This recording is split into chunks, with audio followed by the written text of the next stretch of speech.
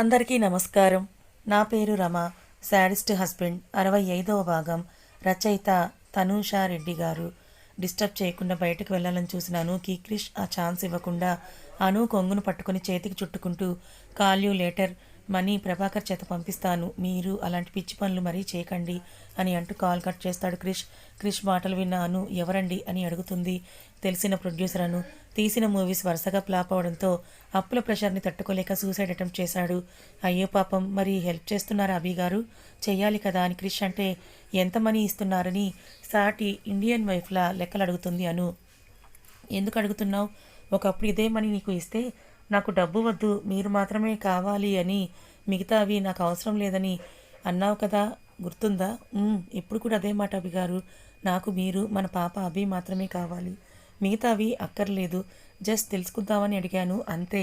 నవ్వుతూ చేతికి చుట్టుకున్న కొంగును లాగగానే అను వచ్చి క్రిష్ ఛాతీకి అతుక్కుపోయితే చెవికి వేలాడుతున్న జుంకాలను అతని వేలితో ట్యాప్ చేస్తూ జస్ట్ 40 lakhs అని ఈజీగా అంటాడు క్రిష్. ఏంటి, 40 లక్షలు దానం చేస్తున్నారా అని అంటూ నోరు డైనోసర్లా తెరిచి గుడ్లు పెద్దవి చేస్తుంది అను. ఏంటి ఆ ఎక్స్ప్రెషన్స్ ముందు మార్చు అని క్రిష్ విసుగ్గా అంటే, ముందు నేను అడిగిన దానికి ఆన్సర్ చేయండి, అంత డబ్బు అని అంటుంది అను. తను బాగా తెలిసిన వ్యక్తను, కష్టాల్లో ఉన్నాడు, హెల్ప్ చేస్తే తప్పేంటి? నా ఉద్దేశం అది కాదు అభి గారు. ఒకేసారి అంత మనీ దానం చేస్తుంటే కొంచెం షాకింగ్గా అనిపించింది. అదే నేను గుడికి వెళ్తే 100 రూపాయలు చేయించి అక్కడున్న బెగ్గర్స్ అందరికీ పంచుతాను, అందుకే అలా అడిగాను. నవ్వుతూ మనకు సేవింగ్స్ ఉన్నాయను, డోంట్ వరీ, నేను ఇస్తున్న ఈ 40 lakhs నాకు 3 to 4 అవర్స్లో నా కంపెనీకి వచ్చే ఆదాయం. ఎక్కువగా తింకకుండా బ్రేక్ఫాస్ట్కి రెడీ చెయ్యి. ఈరోజు వీకెండ్ కదా, ఆఫీస్ ఉండదు కదా, ఇంత త్వరగా ఎక్కడికి వెళ్ళాలి తమరు? నా ప్రిన్సెస్ వస్తుంది, డాడ్ తీసుకొని వస్తున్నారు, వచ్చాక డాడీ ఆచుకుపోదామని గోల చేస్తుంది, అందుకే ముందే రెడీ అవుతున్నాను. ఓ అబ్బో, మీకు దాని మీద పిచ్చి మరీ ఎక్కువ అవుతుంది అభి గారు. మీ కూతురు కనిపించకపోతే నన్ను పట్టించుకుంటారు, అది మీతో ఉంటే నన్ను అసలు దేకను కూడా దేకరు కదా. కూతురు ఎప్పుడు నాన్నలకు ఫస్ట్ ప్లేస్ అను. నా కూతురు కంటే నాకెవరూ ఎక్కువ కాదు, తను వచ్చాకే నా లైఫ్ కలర్ఫుల్గా మారిపోయింది. అభి ఈజ్ మై ఎవ్రీథింగ్. ఏడుస్తూ ముఖం పెట్టుకొని పొద్దున్నే నేను ఏడవడానికి సిద్ధమవుతుంది అను. ఎందుకే మొహం అలా పెట్టుకున్నావు అని క్రిష్ అడిగితే, ఎంత మోసం, ఎంత కుట్ర. ఇంతకుముందు యు ఆర్ మై ఎవ్రీథింగ్ అని అనేవారు, నన్ను ముద్దులు కూడా పెట్టేవారు, ఎమోషనల్ డైలాగ్స్ చెప్పేవారు, ఇప్పుడు మీ కూతురే ఎక్కువ అని అంటున్నారు నవ్వుతూ. అను ముక్కులాగుతూ, నీలో ఈ జల్సీ పోదా? అయినా నా ప్రిన్సెస్తో నిన్నెప్పుడు కంపేర్ చేసుకోకని ఇంతకు ముందే చెప్పాను కదా. మీకు నేను పాప 2 కళ్ళు అనుకున్నాను, కానీ మీకు మీ కూతురు 2 కళ్ళు, నేను ఆ కంట్లో నలక అని అర్థమైందిలేండి అంటూ ముక్కు చిదుతూ వెళ్ళబోతూ ఉంటే చెయ్యి పట్టుకొని ఆపుతాడు క్రిష్. వదలండని విసురుగా చెయ్యి వెనక్కి తీసుకుంటే, ఇదంతా కోపమా, జలసీ నా పాప? 2 ముందు వదలండని అను చిరుకోపంగా అంటుంది. వదలడానికి కాదు పాప, పట్టుకుంది అంటూ అను చేతిని పట్టుకొని తన వైపుకు లాక్కుంటాడు క్రిష్. ఛాతీ మీద చేతులేసి నీళ్లు నిండిన కళ్ళతో క్రిష్ వైపే చూస్తుంది అను. ఏ పాగల్, చిన్న చిన్న వాటికే ఏడుపేంటే చిరాగ్గా అని అంటూ అను కన్నీళ్ళని బొటను వేలుతో తుడుస్తాడు క్రిష్. పిచ్చి పాప, నువ్వంటే ఇష్టం లేకుండానే 24 hours నువ్వు లేకున్నందుకే నీ మీద ఊరికే కోపడ్డానా? నువ్వంటే ఇష్టం లేకుండానే నీ కోసం ఆఫీస్ నుండి త్వరగా వస్తున్నానా? నువ్వంటే ఇష్టం ఉండబట్టే కదా నిన్ను నీ పుట్టింటికి కూడా పంపట్లేదు. అబద్ధం చెప్పకండి, మీ కూతురి కోసం మీరు ఆఫీస్ నుండి త్వరగా ఇంటికి వస్తున్నారు. సరే అలాగే అనుకో. పాపతో టైం స్పెండ్ చేస్తున్నది జస్ట్ 3 to 4 hours, కానీ నీతో నైట్ మొత్తం స్పెండ్ చేస్తున్నాను. అక్కడ నీ ముదున్న ఇష్టం కనిపించట్లేదా? కళ్ళు దించేసి అయినా నేను అలిగాను, కాసేపు బుజ్జగించండి, లేకపోతే మీకు నాకు మాటలు కట్టిఫ్ అని క్రిష్ని వెనక్కి నెట్టి కిచెన్లోకి వెళ్తుంది. క్రిష్ కూడా ఆమె వెనకే. ఆమె కోపాన్ని చూసి నవ్వుతూ కిందకొస్తే బుజ్జిది తాతతో కలిసి ఇంట్లోకి ఎంట్రీ ఇస్తుంది. రావటంతోనే డాడీ అంటూ గట్టిగా అరుస్తూ క్రిష్ మీదకి దూకి ముద్దులతో ముంచెత్తి మిచ్ యూ డాడీ అని అంటుంది. డాడీ అన్న ప్రతిసారి క్రిష్ హ్యాపీనెస్ కౌంట్లెస్. దానికి కారణం అను అని అతని మనసులో అను స్థానం ఎవరెస్ట్. తన లైఫ్ నాశనమవుతున్న తల్లిదండ్రుల దృష్టిలో తలదించుకొని బిడ్డను కడుపులో ఉంచుకొని చివరికి సమాజంలో మాటలు పడ్డానికి కూడా సిద్ధపడింది. అదే క్రిష్ మనసులో ఆమె పట్ల ప్రేమని చిగురించేలా చేసింది. కిచెన్లో ఉన్న అను ఇద్దరికీ కాఫీ కప్స్ తీసుకొని వస్తుంది. ఎలా ఉన్నారు మామయ్య గారని అను అంటే, బాగున్నానను, ఇంకో 2 రోజులు ఉంటావని అనుకున్నానమ్మా, అప్పుడే వచ్చేస్తావని అనుకోలేదని అంటారు ఆయన. నువ్వు లేక ఇల్లంతా బోసిపోయిందమ్మా. తప్పలేదు మామయ్య, ఇంకోసారి వస్తానులేండి. ఇప్పుడే వెళ్ళకండి, బ్రేక్ఫాస్ట్ తినేసి ఇట్నుంచే ఆఫీస్కి వెళ్ళండి మామయ్య గారు అని అంది అను. సరే తల్లిని చేతి వంట తినే అదృష్టం వదులుకోనని నవ్వుతారు సూర్యదేవ్ గారు. క్రిష్ మీద పడి నిన్నటి కబుర్లన్నీ తన చిట్టి చేతులతో అర్థం కాని భాషతో బుల్లి అవి చెప్తూ ఉంటే క్రిష్కి అర్థం కాకపోయినా అపురూపంగా వింటూ ఉంటాడు. వాళ్ళని చూసి అబ్బా కూతుర్లు కలిస్తే చాలు లోకాన్ని మర్చిపోతారని మూతి తిప్పుకొని కిచెన్లోకి వెళ్ళి వేడివేడి పెసరట్టు విత్ అల్లం చట్నీ, పాపకు ప్యాన్స్ కేక్ రెడీ చేస్తుంది. ఇద్దరికి వడ్డించి కూర్చొని కూతుర్ని టేబుల్ మీద కూర్చోబెట్టి తినిపిస్తుందాను.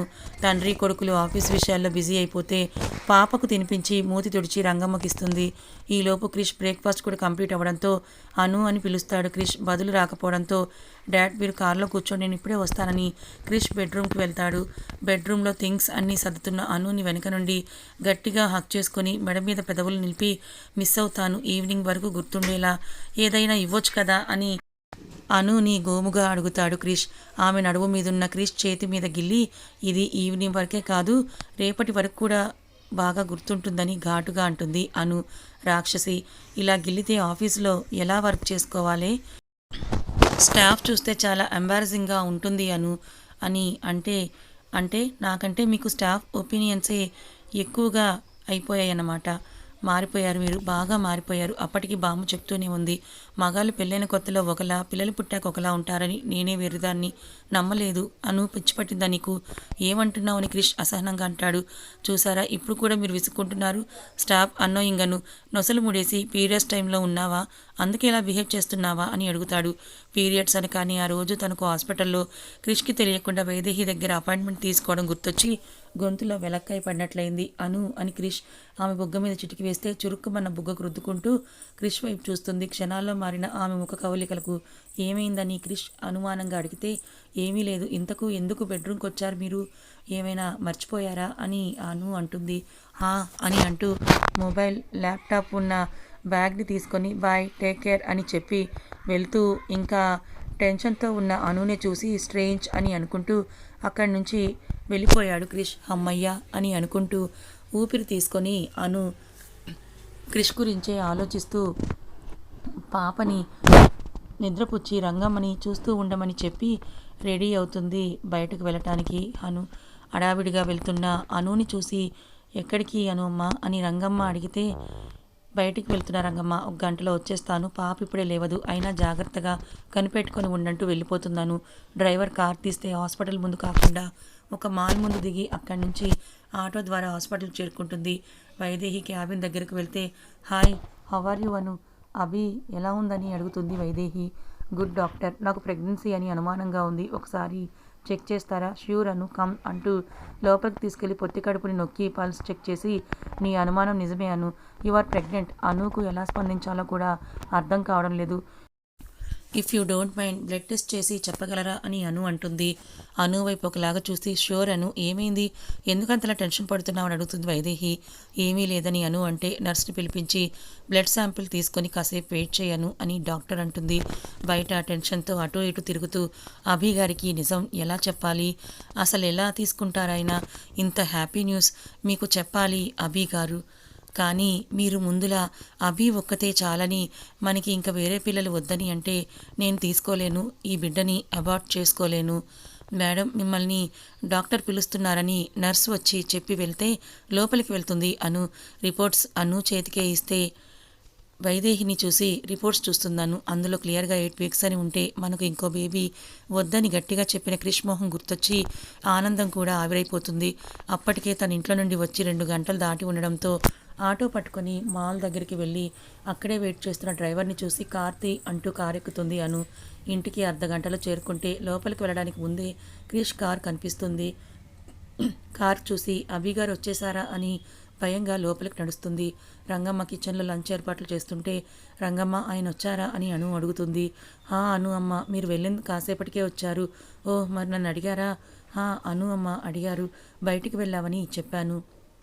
సరే నువ్వు పని చూసుకో అని ఫ్రిడ్జ్ నుండి చల్లటి వాటర్ బాటిల్ ఉన్న బాటిల్ తీసుకొని సగం ఖాళీ చేసి ఇంతకుముందు అను స్టే చేసిన రూమ్లో హాస్పిటల్ ఫైల్ని దాచేసి ఊపిరి బిగబట్టి బెడ్రూమ్ వైపు వెళ్తుంది. డోర్ ఓపెన్ చేయడంలోనే క్రిష్ అభితో ఆడుకుంటూ రూమ్ అంతా కూడా టాయ్స్తో నింపి ఉంటారు. మీరెప్పుడు వచ్చారండి అని అను కాస్త కంగారుగా అడిగేసరికి అను వైపే తలెత్తి చూసి సీరియస్గా చూస్తూ నువ్వెక్కడికి వెళ్ళావు, అది కూడా నాకు చెప్పకుండా అని అనుని కింద నుంచి పై వరకు స్కాన్ చేస్తూ అడుగుతాడు క్రిష్. అది అది చిన్న షాపింగ్ ఉంటే వెళ్ళానండి అని అంటూ అను అబద్ధం చెప్తుంది. ఇప్పుడేం షాపింగ్ అని క్రిష్ అనుమానంగా చూస్తూ అడిగితే అది అది అభి కోసం న్యూ మోడల్ ఫ్రాక్స్ చూడ్డానికి బొటిక్కి వెళ్ళి వస్తున్నాను అభి గారని మరో అబద్ధం చెప్తుంది. వియర్డ్గా చూస్తూ కార్లోనే వెళ్ళావు కదా, అయినా ఈ చెమటలేంటి అని క్రిష్ అంటే ఏమీ లేదండి అంటూ వాష్రూమ్ వైపు వెళ్ళిపోతున్నాను.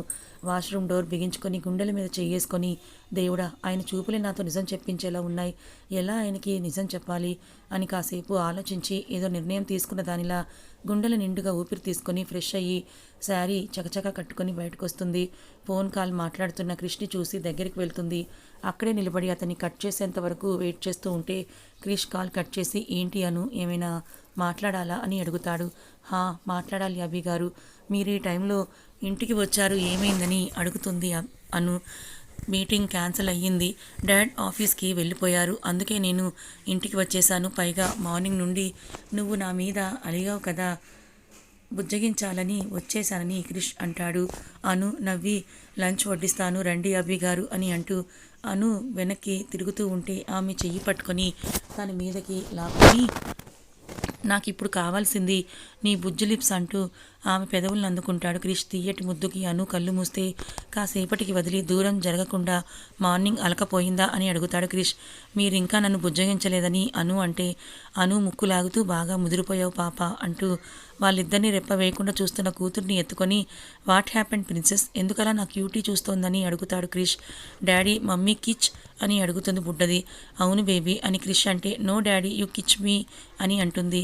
అను నూరెళ్ళబెట్టి వేలడంత లేవు, ఇంత కుళ్ళేంటే నీకు పిల్ల రాక్షసి అని గయ్యమంటుంది. అను అని క్రిష్ సీరియస్గా అంటే నాకు కాదు మీ కూతురికి చెప్పండి, ముద్దు పెట్టుకుంటేనే అది వచ్చిందని ఆవేశంగా అని ఆ రోజు రాత్రి గుర్తొచ్చి మౌనంగా కిందకి వెళ్తుంది. ఆమె వెనుకే వెళ్ళిన క్రిష్ అను చేయి పట్టుకొని తన వైపుకు తిప్పుకొని ఏమైందని అడుగుతాడు.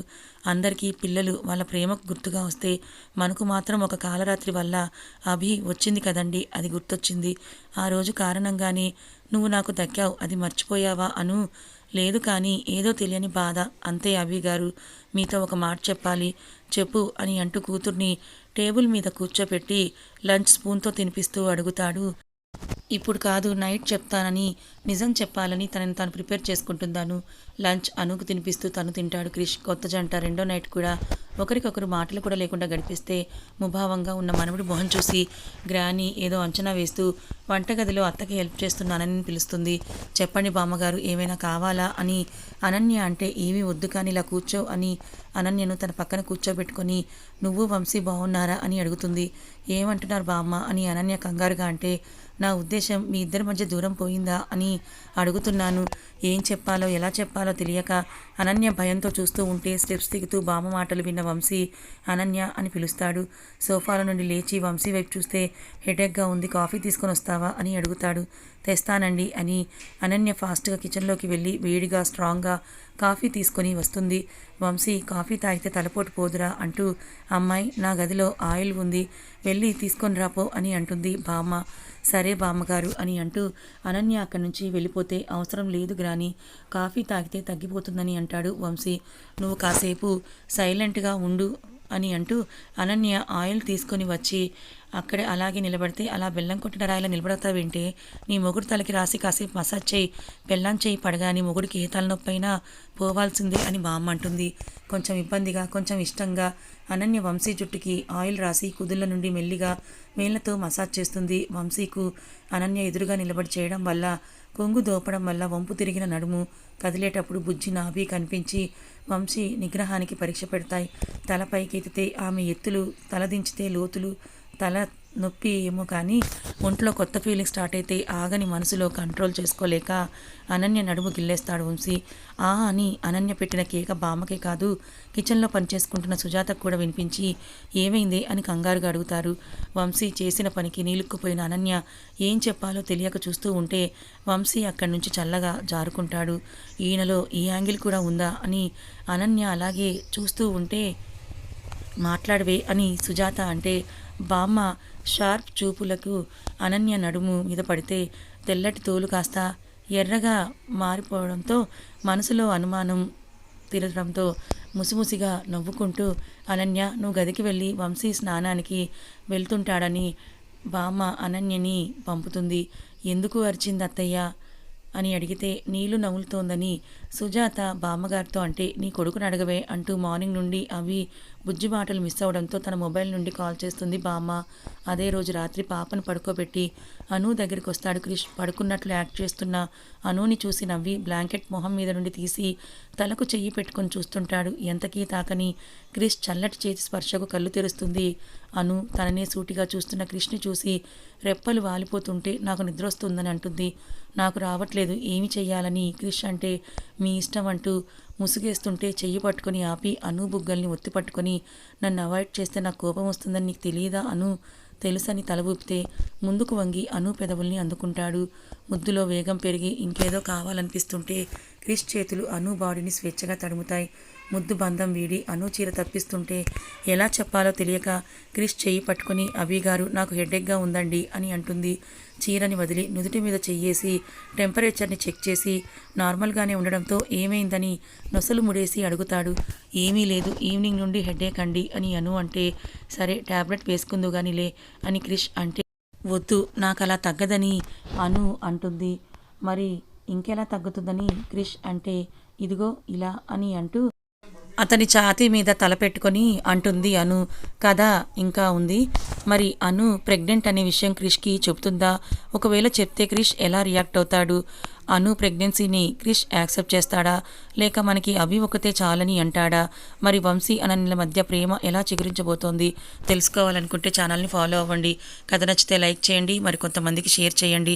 ఇలాంటి మరిన్ని మంచి కథల కోసం మన ఛానల్ని సబ్స్క్రైబ్ చేసుకోండి. Thank you so much for watching.